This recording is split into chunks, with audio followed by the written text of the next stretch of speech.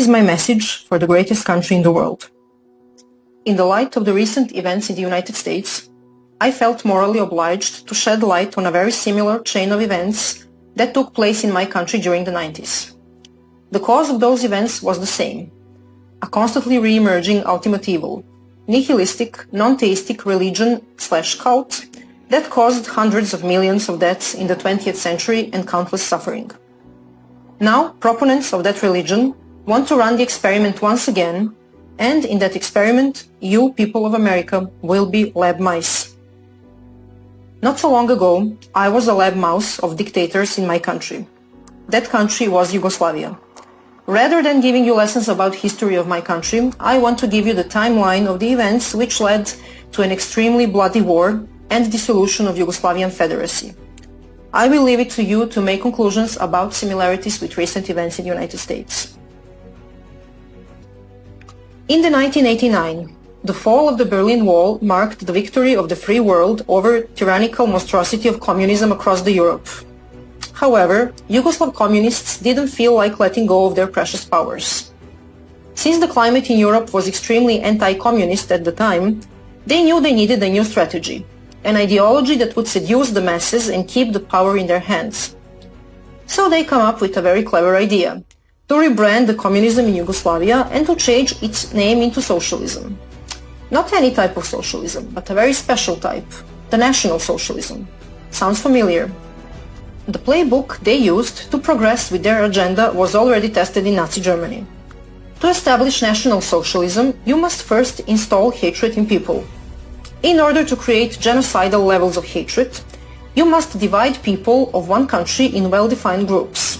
In other words, you must create tribal or groupthink. This can be achieved in different ways. You can divide people by ethnicity, by race, by religion. You can let your imagination go wild. Since Yugoslavs were white and practically indistinguishable among themselves, the only card they could play was the religion card. Yugoslavia was very mixed religion-wise, and we had Orthodox Christian Serbs, Catholic Croats and Slovenes, and Muslim Bosnians. A perfect starting position. In the next phase, you must start making such social policies so terrible that will inevitably lead to the countless individual disadvantages.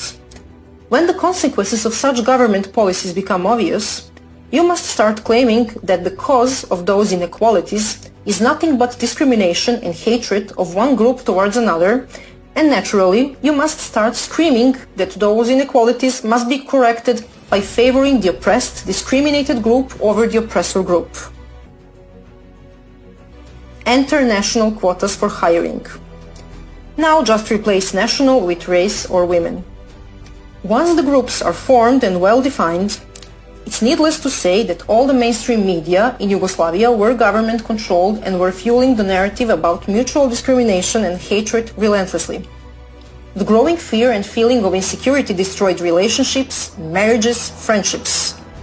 As fear of discrimination and hostility among groups were growing, people started retreating and isolating within their own groups because they didn't feel safe anymore with the individuals of the other group. All of a sudden, staged and very well organized mass protests started all over the country. Protests against the oppression and killing of one group by another. At first, those protests were peaceful, but soon enough, rioting and burning started. Now that you have the attention of the public, you need sparks. What is a spark? A spark is a convenient event of murdering of a random member of one group by a hateful member of another. And you usually need more than one of those. At this point, people were still not completely divided. There were still reasonable people left, those who understood we are all one nation under God, and that we will not kill each other under any circumstances. They went out protesting together, singing for peace and holding their hands. But the hunger for the absolute power of socialists was stronger than our love for each other. And shootings and attacks at protesters continued. In the next phase, the tipping point with no return was reached. People started erecting barricades at the entrance of their cities, their neighborhoods, even on highways and roads. Barricades were guarded with armed civilians. Each and every attempt of the law enforcement to remove barricades and to de-escalate the situation was in vain, since they would be ambushed and killed. peace couldn't be restored anymore, because headlines, photos and videos of dead people propagated through mass media became too explicit and horrifying. Even those hardcore idealists who believed in one nation under God, peace and love, snapped under the pressure. At that point, army was deployed to restore order, but they couldn't do much, because they were clueless about who was the perpetrator and who was the victim. Simply because there were perpetrators and victims on both sides. In the final stages, even the army was attacked during the negotiated retreat and 50 or 100 soldiers were killed. And just like that, Yugoslavia found itself in a civil war. City against city, village against village, family against family, and so on until the whole territories became cleansed of the members of the enemy group. Genocide, ethnic cleansing, relocation of hundreds of thousands of people were everyday news. It lasted 4 years. 100,000 people died. Some 500,000 were displaced. Those people lost everything. Yugoslavia was drowned in the bloods of thousands of innocent people and destroyed forever. You might wonder how we let that happen. How could we let things get so much out of control? That was because we didn't realize who were the real enemies, the enemies of the Yugoslav people as a whole. Instead, we were brainwashed into buying the story that we, the people, are the enemies of each other, while our true enemies were advancing with their sick, demented agenda, which had as the ultimate goal the total and unlimited power. This brings me to present times, the year 2020, and to you, American people. Unless you were living under the rock, you might have noticed that something very strange and vicious is happening in your country, but you're not exactly sure what it is and where it came from. Because the last time you checked, you were one nation under God, a country of free, independent individuals with equal rights under the law and core values of life, liberty and pursuit of happiness. All of a sudden, there is protesting, rioting, arson, murder, destruction of public and private property, and lots of people screaming how unbelievably racist and unjust America is. And before you even manage to prepare your morning coffee and turn the TV on, once united Americans are at each other's throat, and a bunch of nice and caring people on TV are telling you how you should accept the violence and hatred against Americans because you deserve it. If you have paid attention to what happened in Yugoslavia, I hope you have realized by now that your true enemies are not your fellow Americans. The ones who are, they want you to hate each other and to kill each other, while they're taking away your constitutional rights, your freedoms and your country, your heritage, your way of life and the future of your children. Although it is more than obvious that there are very well organized groups used as tools to install and amplify hate and to create division between Americans, there are only metastases which have spread through once healthy America. Of course, there are violent terrorist organizations and they must be removed as well. But the main cancer that is killing America, the one where all this mayhem is coming from, is somewhere else. The real and extremely dangerous enemies of American people are the elected officials in your government, in your states, in your courts. Representatives, governors, mayors, judges. The ones who are pulling the ropes. The ones who hate America and American people so much that would even sacrifice the life and prosperity of their own children just to see it burn to the ground and American blood spilled. Those are really sick, demented, ideologically possessed people, and they are in high positions in the government. They are governing your states, your cities, and making decisions in your courts. You know very well who they are. You know very well what they already did to once beautiful and prosperous American states and cities. They are resentful, power and bloodthirsty. They want you and your children suffering in misery and begging them for mercy. They won't stop, no matter how much you try to appease them. Unless you, American people, stop them. You're maybe thinking this is not possible. But think again. How many of them tyrants are out there? And how many of you decent American people? What makes them think they can do whatever they want with you? That they can play you for a fool over and over again? And that they're invincible? What makes them think they're gods? morally and intellectually superior compared to you, freedom-loving Americans. Yes, you guessed it. The fact that they managed to get away with it every single time.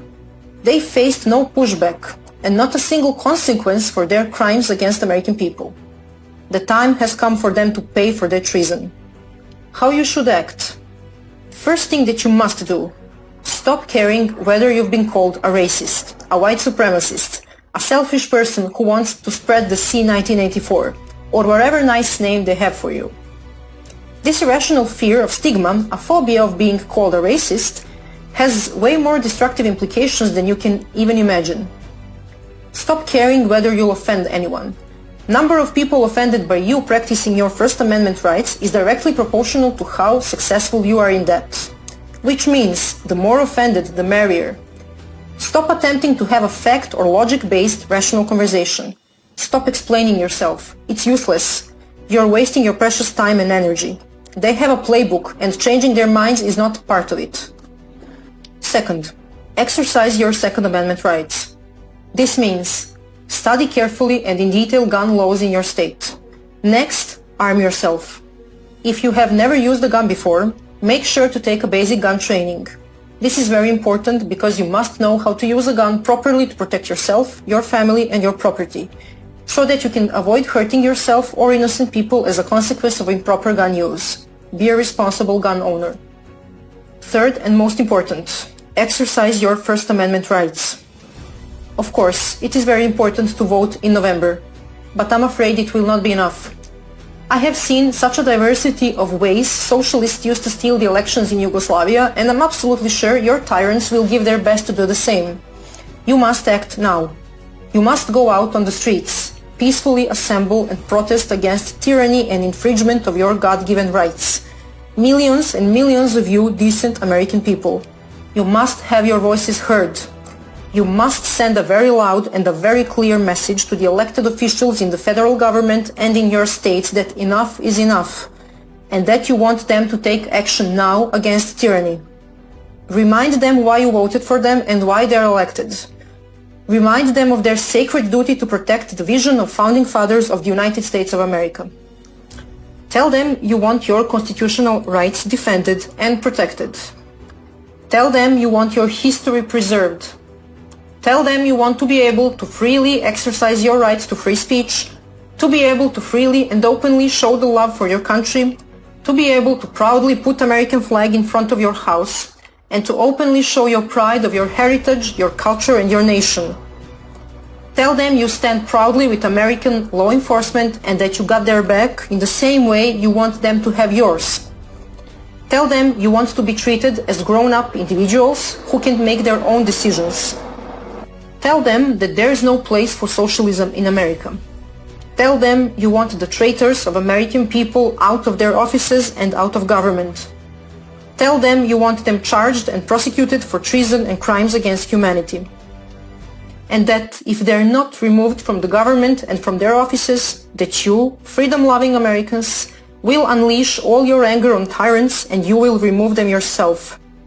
It is your constitutional obligation to protect the legacy of founding fathers and to fight against any form of tyrannical government which infringes upon your constitutional rights. Never forget why you celebrate the Independence Day. Don't be afraid whether you will get attacked for exercising your First Amendment rights. You certainly will be. If that happens, defend yourself. Remember, self-defense is not violence, no matter what they tell you and what they accuse you of. Free people of the world, lose America. We will lose the world as well. You must not make the same mistakes us Yugoslavs made, because the only casualties of our mistakes were ourselves.